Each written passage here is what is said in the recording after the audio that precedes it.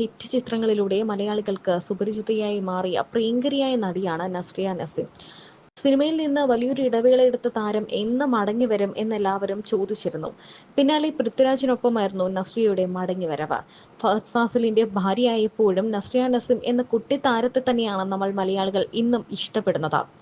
ചെറുപ്പത്തിൽ തന്നെ സിനിമയിലേക്ക് എത്തിയ ആളാണ് നസ്രിയ. അതുകൊണ്ട് തന്നെ നിരവധി താരങ്ങളുമായി ആത്മബന്ധവും താരത്തിനുണ്ട്. നടൻ മമ്മൂട്ടിയുടെ കുടുംബവുമായി വലിയ അടുപ്പമാണ് നസ്രിയയ്ക്കും ഫഹദ് ഫാസിലിനും ഉള്ളത്. എന്തുകൊണ്ടാണ് നസ്രിയ സിനിമയിൽ നിന്ന് മാറി നിൽക്കുന്നത് എന്ന ഒരുപാട് ചോദ്യങ്ങൾ ഉണ്ടായിരുന്നു.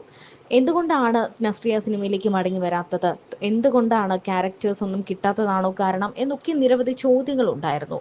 പിന്നാലെ പൃഥ്വിരാജിനൊപ്പം സിനിമയിലേക്ക് മടങ്ങിയെത്തിയ താരം ട്രാൻസ് എന്ന സിനിമയിലൂടെ തന്റെ ഭർത്താവായ ഫഹദ് ഫാസിലിനൊപ്പം അഭിനയിച്ചിരുന്നു.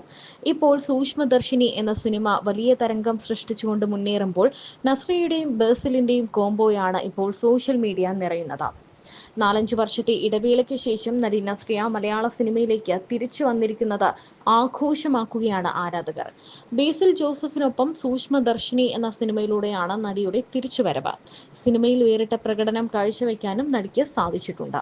എന്നാൽ ഇപ്പോഴും കുട്ടികളെ മാറാത്ത പെൺകുട്ടിയാണ് നസ്രിയ എന്നാണ് പൊതുവെയുള്ള അഭിപ്രായം. സിനിമയുടെ പ്രമോഷനുമായി നസ്രിയ നൽകിയ അഭിമുഖങ്ങളിൽ സംസാരിച്ചതൊക്കെ വിമർശനങ്ങൾക്ക് കാരണമായി കഴിഞ്ഞു. നീ ഇങ്ങനെ എഡ്യൂക്കേഷൻ ഷെയ്മിങ്ങും ചെയ്തോണ്ട് നടന്നു ആൾക്കാരെ. അന്നാ വിവരോ നിന്റെ പുതിയതായത് education shaming. Education shaming. Okay, ഈ ലുക്ക് ഒക്കെ ഏത് പടത്തിന് വേണ്ടിയാണ് ഒരു ഡിഫറെന്റ് ലുക്ക്? ഇതിപ്പോ ഇതിന്റെ പ്രൊമോഷൻ മൊത്തത്തില് ഹെയർ സ്റ്റൈലും നല്ല ഫ്രണ്ട്സ് ഒക്കെ ഇപ്പൊ പുതിയതുള്ളതുകൊണ്ട് നല്ല അഭിപ്രായങ്ങളൊക്കെ പറഞ്ഞ് ചെറുതായി വരുമോ ബേസിലൊക്കെ? ഇങ്ങനെ ചെറുതായി പോവല്ലേ?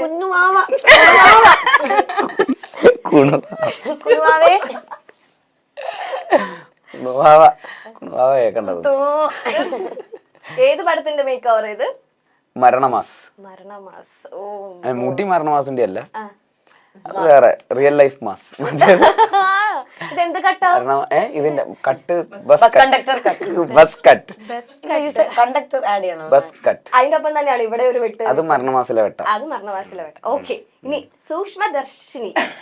ആ ഇടയ്ക്കിടയ്ക്ക് ഒരു സൂക്ഷ്മദർശിനി. എനിക്ക് ആദ്യത്തെ കുറച്ച് ദിവസം അങ്ങനെയായിരുന്നു. ഭയങ്കര പാടൊന്ന് പ്രൊണൗൺസ് ചെയ്യാൻ. എങ്ങനെയാണ് ഈ സൂക്ഷ്മദർശിനിന്റെ അർത്ഥം എന്താണെന്നറിയോ? മറ്റേ ഇതാണോ, മാഗ്നിഫൈങ് ഗ്ലാസ് ആണോ? എല്ലാരും നിന്നെ പോലെ പ്രിപ്പയർ ചെയ്യാതല്ല പണിക്ക് ഇറങ്ങുന്നത് കേട്ടാ. അറിയാം, തെലുങ്ക് വേടാന്നൊക്കെ പറഞ്ഞ് ഇങ്ങനെ കുറെ പേര് ഇൻ തെലുഗു ഓൾസോ സൂക്ഷ്മദർശിനി മീൻസ് ദ സെയിം. ഓക്കെ, അങ്ങനെ കുറെ കമന്റ്സ്. ലാംഗ്വേജ് എനിക്കറിയാവുന്നേ. ഞാൻ തെലുഗു പഠനം ചെയ്തിട്ടില്ലേ, അതുകൊണ്ട് സൂക്ഷ്മദർശിനിയിലെ തെലുങ്ക് അതാണെന്ന് നിനക്ക് എങ്ങനെ അറിയാം? സൂക്ഷ്മദർശിനിയൊന്നും Vivek Athreya director, he understood immediately. ഞാൻ സൂക്ഷ്മദർശിനി എന്ന് പറഞ്ഞപ്പോൾ പറഞ്ഞു, ഓ സൂക്ഷ്മദർശിനി അതാണ് മീനിങ് ഇൻ. സൂക്ഷ്മദർശിനി എന്ന് എനിക്ക് പറയാൻ എനിക്ക് തോന്നുന്നു സംസ്കൃതമാണെന്നാണ് എനിക്ക് തോന്നുന്നത്. അപ്പൊ ബേസിക്കലി അതാ എനിക്ക് തോന്നുന്നു പറഞ്ഞാൽ എനിക്ക് ഉറപ്പില്ല, പക്ഷെ അതുകൊണ്ടായിരിക്കും എല്ലായിടത്തിലേക്കും ട്രാൻസ്ലേറ്റ് ചെയ്യപ്പെടുന്നത്. അങ്ങനെ എങ്ങനെയാണ് ഈ മൂവിയിലേക്ക് വന്നത് അത് ചോദിച്ചുകൊണ്ട് തന്നെ നമുക്ക് തുടങ്ങാം. ഇവനൊരു ഓപ്പർച്യൂണിറ്റി നിലവാരം വളരെ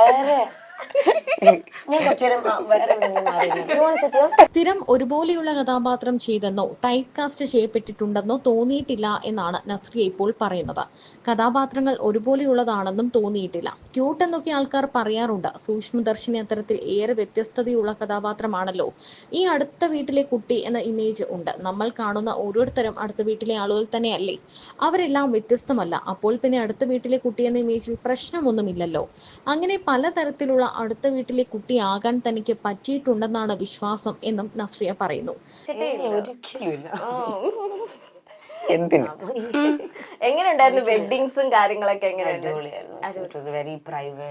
ഏറ്റവും അടുത്ത ആൾക്കാരൊക്കെ ആയിട്ട് അടിപൊളിയായിരുന്നു. ഈ ഭഗത്തേക്ക് ഇപ്പൊ ഇൻസ്റ്റാഗ്രാമിൽ അല്ലെങ്കിൽ സോഷ്യൽ മീഡിയയിൽ ഒന്നും സജീവമല്ലല്ലോ. അപ്പൊ എങ്ങനെയാണ് ഈ കാര്യങ്ങളൊക്കെ അപ്ഡേഷൻസ് ഒക്കെ ചേച്ചി എങ്ങനെയാണ്? എന്റെ ഫോൺ എടുത്ത് ഇങ്ങനെ നോക്കാറുണ്ട്. ഇൻസ്റ്റാഗ്രാമോ എല്ലാം ചെക്ക് ചെയ്യാറുണ്ട്. അത് പിന്നെ എപ്പോഴും ലൈക്ക് അപ്ഡേറ്റഡ് ആണ്. He's one of the most updated people. Like എല്ലാം അറിയാം. അത് മലയാളത്തിൽ നടക്കുന്ന മാത്രമല്ല ബാക്കിയുള്ള ലാംഗ്വേജസും ഒക്കെ. I don't know how he manage to do it, പക്ഷെ ഭയങ്കര അപ്ഡേറ്റഡ് ആണ് ആക്ച്വലി. സോഷ്യൽ മീഡിയയില് മറ്റേ എസ്കേപ്പ് അടിച്ച് നടക്കുന്നതേ ഉള്ളൂ. She knows what's happening. അല്ലെങ്കിൽ എല്ലാം. നിങ്ങളുടെ ഒരു ലവ് ലാംഗ്വേജ് എങ്ങനെയാണ്? നിങ്ങളുടെ ഒരു ഫ്രീ ടൈം ഒക്കെ സ്പെൻഡ് ഇപ്പൊ ഈ ഫഹദിനെ പറ്റി പറയാത്തതായിട്ട് ആരും ഇല്ലാന്ന് തോന്നുന്നു ഈ ഇന്ത്യൻ ഇൻഡസ്ട്രിയിൽ. എവിടെ ചെന്നാലും മലയാളികളുടെ അഭിമാനം ഫഹദ് ഫാസിൽ, ഫഹദ് ഫാസിൽ. അപ്പൊ ആസ് എ വൈഫ് അല്ലെങ്കിൽ അത് ഓഫ് കോഴ്സ് പ്രൗഡ് മൊമെന്റ് ആയിരിക്കും എവിടെ ചെന്നാലും ആളുടെ ക്വസ്റ്റ്യനും പറഞ്ഞ ആൻസറും അവരൊറ്റ വാക്കിൽ ഒതുക്കിയാലോ. അപ്പൊ നിങ്ങളുടെ ആ ഒരു ഫ്രീ ടൈം നിങ്ങൾ എങ്ങനെയാണ് സ്പെൻഡ് ചെയ്യുന്നതും കാര്യങ്ങളൊക്കെ? നമ്മൾ ഒരുപാട് ട്രാവൽ ചെയ്യുന്ന ആൾക്കാരാണ്, ഭയങ്കര ഇഷ്ടമാണ്, രണ്ടുപേർക്കും ഇഷ്ടമാണ്. റോഡ് ട്രിപ്സ് ആണെങ്കിലും ലൈക്ക് അല്ലെങ്കിൽ we love travelling. So that is നമ്മൾ ഏറ്റവും കൂടുതൽ ഒരുമിച്ച് ചെയ്യുന്നതാണ്. കുട്ടിക്കളി മാറാത്തതിന് തനിക്ക് ഇപ്പോഴും ഉമ്മച്ചിയുടെ അടുത്ത് നിന്ന് പിച്ചൊക്കെ കിട്ടാറുണ്ട്. ഉമ്മ തന്റെ കല്യാണമൊക്കെ കഴിഞ്ഞ് വലിയ കുട്ടിയായി എന്ന് ഇടയ്ക്കിടെ ഉമ്മച്ചിയെ ഓർമ്മിപ്പിക്കാറുമുണ്ട്. താൻ സീരിയസ് ആയാൽ ഭയങ്കര സീരിയസ് ആണ്. കുട്ടിക്കളി മാറാത്തതിന് ഇപ്പോൾ വഴക്കൊന്നുമില്ല. പിന്നെ എല്ലാ അമ്മമാരെയും പോലെ മുടി വെട്ടുന്നതിനൊക്കെ ഉമ്മ വഴക്ക് പറയാറുണ്ട്. അത് പിന്നെ എല്ലാ പെൺകുട്ടികളും നേരിടുന്ന പ്രശ്നമല്ലേ എന്നും നസ്രിയ ചോദിക്കുന്നു. സിനിമയിൽ നിന്നും ഇടവേളയെടുത്ത് കാലത്തെക്കുറിച്ചും നടി പറഞ്ഞു. സിനിമയെ മിസ് ചെയ്യുന്ന സാഹചര്യം ഒന്നും ഉണ്ടായിട്ടില്ല. നന്ദി ചെറിയ പ്രായത്തിൽ ക്യാമറയ്ക്ക് മുന്നിൽ എത്തിയതിനാണ്. വിവാഹത്തിന് ശേഷം മാറി നിന്ന സമയത്തും സിനിമാ ജീവിതത്തിന്റെ ഭാഗം തന്നെയായിരുന്നു. പ്രൊഡക്ഷന്റെ ഭാഗമായി പിന്നെ ഫഹദിന്റെ സിനിമകളുമായും എന്നും കൂടെ ഉണ്ടായിരുന്നു. ഇടയ്ക്ക് ട്രാൻസിലൂടെ അഭിനയത്തിലും വന്നുപോയി. എപ്പോഴും നസ്രിയയെ കാണുന്ന പോലത്തെ കഥാപാത്രങ്ങൾ ചെയ്യാതെ നല്ല കഥകളുടെ ഭാഗമാകണമെന്ന ആഗ്രഹമാണ് തന്റെ ഇടവേളയ്ക്ക് കാരണം എന്ന് നസ്രിയ തുറന്നു പറയുന്നു. അല്ലാതെ സിനിമ ചെയ്യാത്ത ഒരു ജീവിതം ഉണ്ടാകുമെന്ന് താൻ പറഞ്ഞിട്ടില്ല. ഇപ്പോഴുള്ള ഈ സ്റ്റേജിൽ താൻ ഭയങ്കര ഹാപ്പിയാണ്. താൻ വിശ്വസിക്കുന്ന കഥകൾ ചെയ്ത് തനിക്കും തനിക്ക് വേണ്ടപ്പെട്ടവർക്ക് വേണ്ടി സമയം കണ്ടെത്തി അങ്ങനെ ഒരു ജീവിതം ഇപ്പുറത്ത് നന്നായി പോകുന്നുണ്ട്. അതുകൊണ്ട് 100% തന്നെ താൻ ഹാപ്പിയാണെന്നും നസ്രിയ പറയുന്നു.